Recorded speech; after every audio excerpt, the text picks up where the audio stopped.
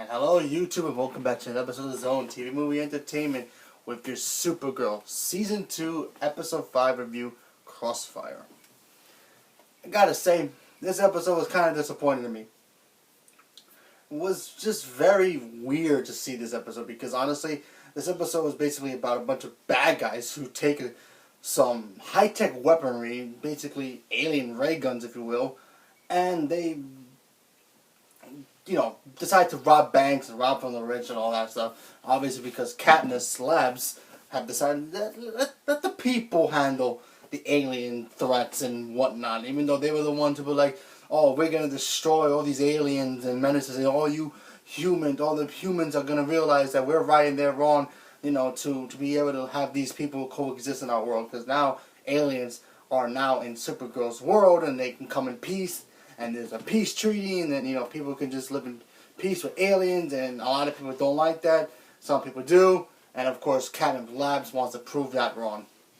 So, what do? They do? They have Supergirl get beat up by a bunch of guys with no powers, no nothing, with a bunch of ray guns.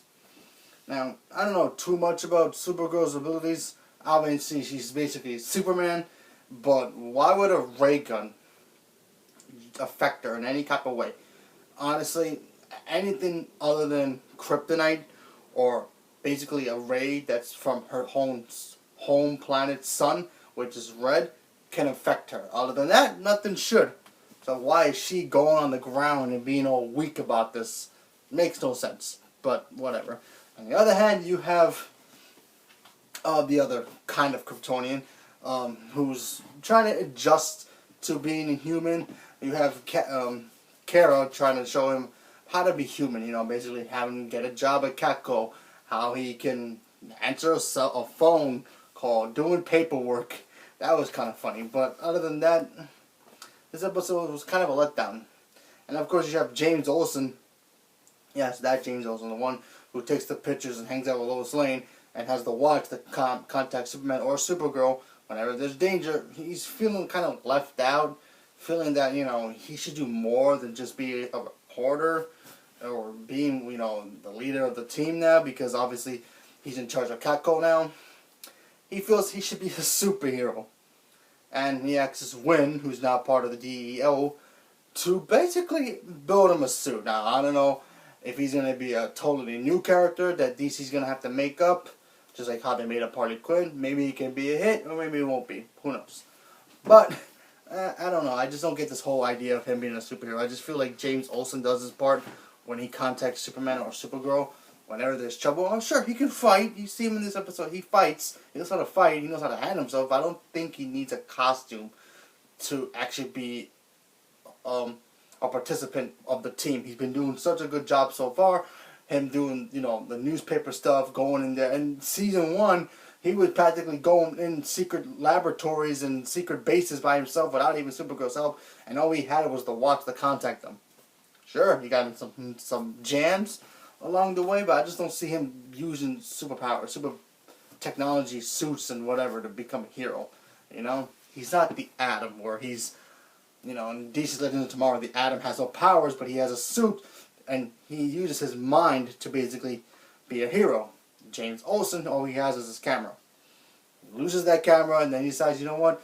I can't sit in the silence anymore. I got to do something.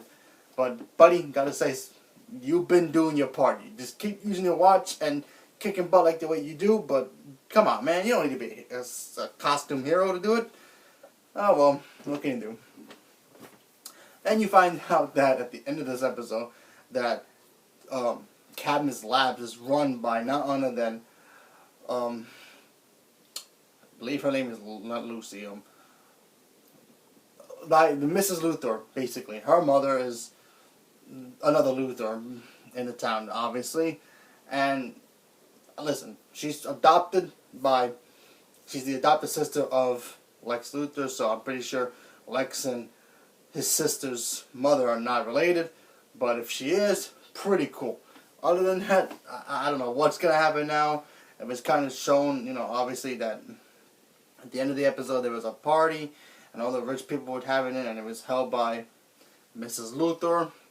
and kind of think, is she really bad? Is she really acting all? I'm gonna protect the city. I'm gonna clean up whatever my brother left off behind and just fix Metropolis. I mean, not Metropolis. Starling City, wherever she lives from. Anyway, no, obviously you can never trust a Luthor, and then you find out that her mother is in charge of Katniss Labs. She's basically, really hates aliens, just like Lex does. So I don't know what's gonna happen there, but let's see. Hopefully the next episode it gets better, because honestly I think this episode is just kind of boring to me. But let's see what happens. So out of 1% all the way to 10%, I'm gonna give this episode 5%. I didn't really like it too much, but I'm gonna talk about one thing I really did like about this episode that's starting to become a trend personally that I'm starting to see in the DC TV universe. But I'll get to that in a moment. But yeah, other than that, 5% for this episode was kind of a letdown. The one good thing about this episode was that you see Kara's sister, who's hanging out with this cop girl who basically is a lesbian. And, yeah, she's kind of let down, she's kind of, down in the dumps. She just got dumped, obviously. And, you see Kara's sister trying to comfort her, and she's, like, questioning herself, like, maybe she's a lesbian, maybe she likes girls. Who knows? I gotta understand, I gotta, look at this as, wow, good job for DC and CW for doing this, because obviously you have Curtis on Arrow, who's gay and married. You have Laurel, who's both bi and, lesbian. Both men and women she likes. But, and then now you have, obviously in Gotham, you have Penguin being gay. So having another woman be a lesbian in Supergirl, kudos to them. Not bad. Hopefully Marvel can continue this. I mean, obviously they do it in, Daredevil with, I believe one of the reporters over there is a lesbian too, but other than that, they really don't do that. Hopefully that they can actually do that and stop doing this whole like, oh, everybody should be straight in the movies and whatever. I mean, I know it's Disney, but gotta give props to DC for doing this. Pretty cool. Makes the characters more more watchable, more realistic. So it's pretty cool to see. I like how she's struggling with it. She knows, like, oh, she even said in the episode, listen, I'm not gay, I'm not like that. I like men, but let's face the fact, she's gonna end up being a lesbian, and it's gonna be pretty cool. I wonder how Kara's gonna take this, but let's see what happens. I mean, obviously in the comics right now, you have Wonder Woman, being a bisexual, so let's see what happens with the rest of the DC, TV universe. Maybe they can continue it. I mean, it's not really hurting the show or, making the show better. It's just there. They acknowledging that this is a world now that men and women do that with each other. So might as well embrace it. So that's pretty cool. Other than that, the episode was kind of like whatever. So yeah, so leave a comment below. Let me know what you guys thought about the Supergirl episode, because hopefully next week's a lot better. But yeah. So thank you and have a good day and enjoy your day.